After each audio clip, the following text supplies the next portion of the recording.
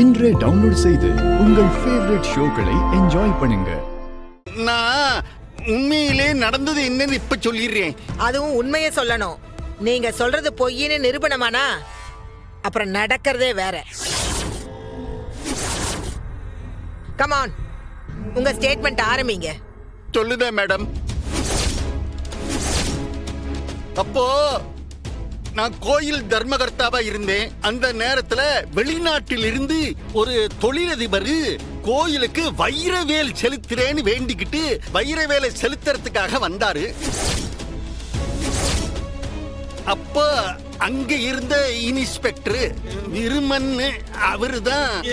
அவர்கிட்ட நான் ரிக்வெஸ்ட் பண்ணேன், இவர் வைரவேல்லாம் கோயிலுக்கு எடுத்துட்டு போறாரு, அவருக்கு ஒரு செக்யூரிட்டி வேணுமே, நீங்க செக்யூரிட்டியா போக முடியுமான்னு அவரை நான் ரிக்வெஸ்ட் பண்ணேன்.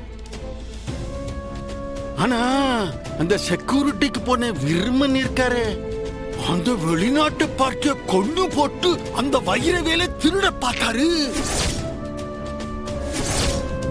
அப்ப ஆறு காப்பாத்தினது நீதான் வேற ஆறு? ஊரானரு இந்த நிக்கிறாரு கவுன்சிலர் வக்கீல் சண்முகா. இவர்தான் அந்த இன்ஸ்பெக்டரோட போராடி அந்த பார்ட்டி 2 பேரையும் காப்பாத்தினாரு மேடம்.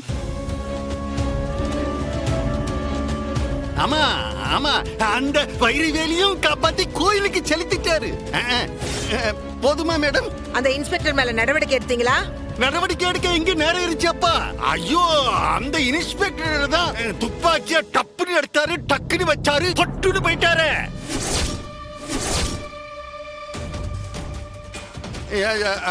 அம்புட்டு நடந்துருச்சு. அங்கங்க நடவடிக்கை எடுக்கிற நேரம்.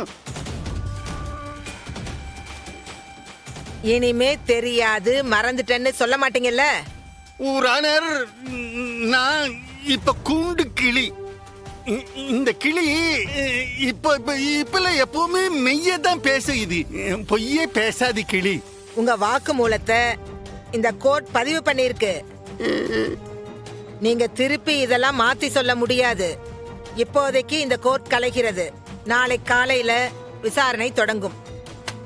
The court is adjourned.